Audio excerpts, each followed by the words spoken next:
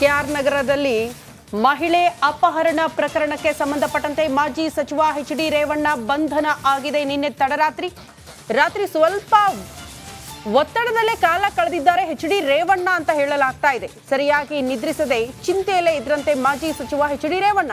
ಮಗನ ಭವಿಷ್ಯ, ಕುಟುಂಬದ ಮಾನ ಮರ್ಯಾದೆ ಎಲ್ಲವೂ ಕೂಡ ಪ್ರಶ್ನೆಯಾಗುತ್ತೆ. ತನ್ನ ಬಂಧನದ ಬಗ್ಗೆ ಚಿಂತೆ ಮಾಡಿದ್ದಾರಂತೆ ಎಚ್.ಡಿ. ರೇವಣ್ಣ.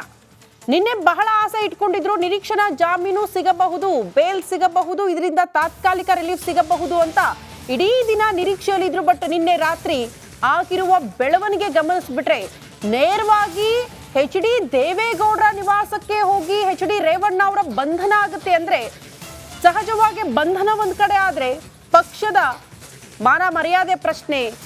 ಅದೇ ಕಾರಣಕ್ಕೆ ಕುಮಾರಸ್ವಾಮಿ ಅವರು, ದೇವೇಗೌಡರು ಚಿಂತೆಗೀಡಾಗ್ಬಿಟ್ಟಿದ್ದಾರೆ ಈ ಬೆಳವಣಿಗೆಯಿಂದ ಅನ್ನೋದು ಸದ್ಯ ಸಿಗ್ತಾ ಇರುವಂತಹ ಮಾಹಿತಿ. ಅದೇ ರೀತಿ ರೇವಣ್ಣ ಅವರು ಕೂಡ ನಿನ್ನೆ ಸ್ವಲ್ಪ ಟೆನ್ಷನ್ ನಲ್ಲೇ ಕಾಲ ಕಳೆದಿದ್ದಾರೆ ಅಂತ ಹೇಳಲಾಗ್ತಾ ಇದೆ.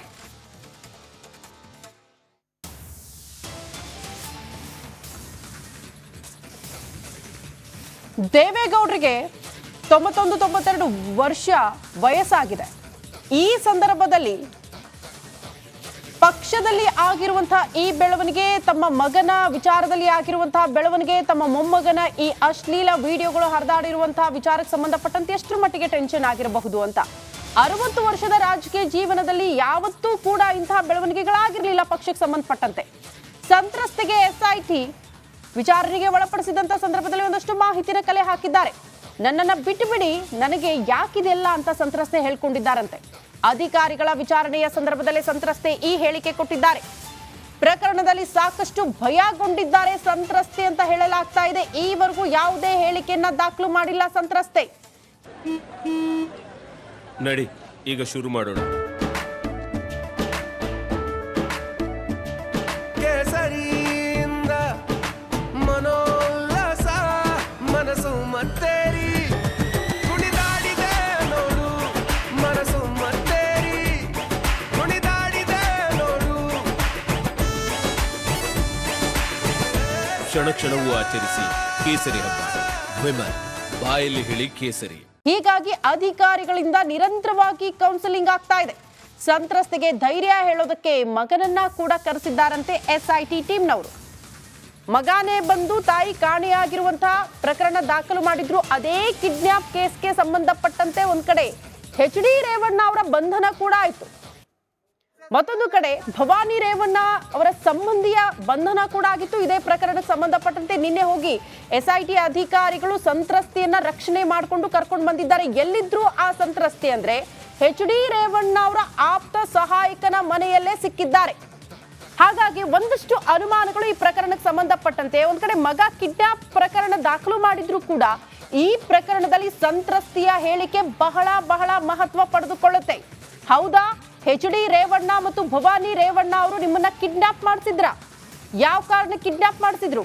ನಿಮ್ಮ ಮೇಲೂ ಕೂಡ ಲೈಂಗಿಕ ದೌರ್ಜನ್ಯ ಆಗಿದೆಯಾ? ಇಂಥ ಪ್ರಶ್ನೆಗಳಿಗೆ ಸಂತ್ರಸ್ತೆ ಕೊಡುವಂತಹ ಉತ್ತರ ಈ ಪ್ರಕರಣದಲ್ಲಿ ಬಹಳ ಮಹತ್ವ ಪಡೆದುಕೊಳ್ಳುತ್ತೆ.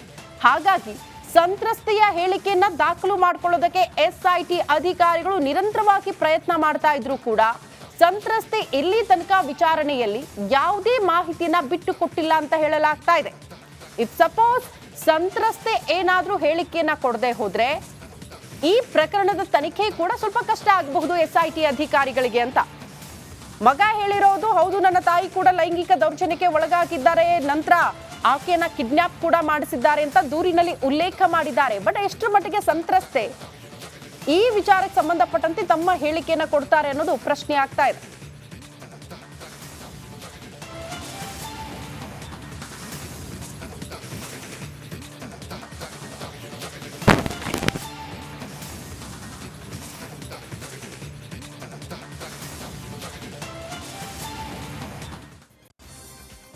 ಎಲೆಕ್ಷನ್ ಟಾಪ್ 30 ಸುದ್ದಿಗಳನ್ನ ಒಂದೊಂದಾಗಿ ನೋಡ್ತಾ ಹೋಗೋಣ.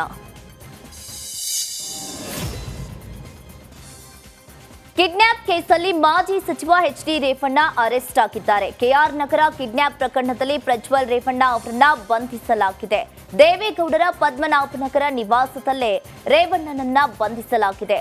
ಬೌರಿಂಗ್ ಆಸ್ಪತ್ರೆಯಲ್ಲಿ ರೇವಣ್ಣನಿಗೆ ವೈದ್ಯೆ ಮಧುರಾ ಮೆಡಿಕಲ್ ಚೆಕಪ್ ನಡೆಸಿದ್ರು. ಬಿಪಿ, ಶುಗರ್, ಹೃದಯ ಸಂಬಂಧಿಸಿದ ಕಾಯಿಲೆಗೆ ಚಿಕಿತ್ಸೆಯನ್ನ ನೀಡಲಾಯಿತು. ಇನ್ನು ವೈದ್ಯಕೀಯ ತಪಾಸಣೆ ಬಳಿಕ ಎಸ್ಐಟಿಗೆ ಶಿಫ್ಟ್ ಮಾಡಲಾಯಿತು.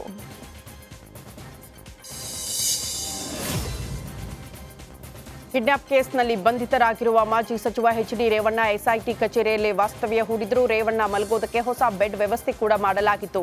ಪೊಲೀಸ್ ಜೀಪ್ನಲ್ಲಿ ಪೊಲೀಸರು 2 ಬೆಡ್ ಹಾಗೂ ಬೆಡ್ಶೀಟ್ ತಂದು ವ್ಯವಸ್ಥೆ ಮಾಡಿಕೊಟ್ಟಿದ್ದಾರೆ.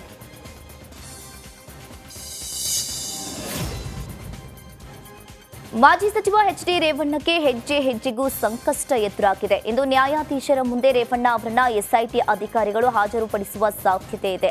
ಜಡ್ಜ್ ಮುಂದೆ ಹಾಜರುಪಡಿಸಿ ವಶಕ್ಕೆ ನೀಡುವಂತೆ ಎಸ್ಐಟಿ ಅಧಿಕಾರಿಗಳು ಮನವಿ ಮಾಡಲಿದ್ದಾರೆ.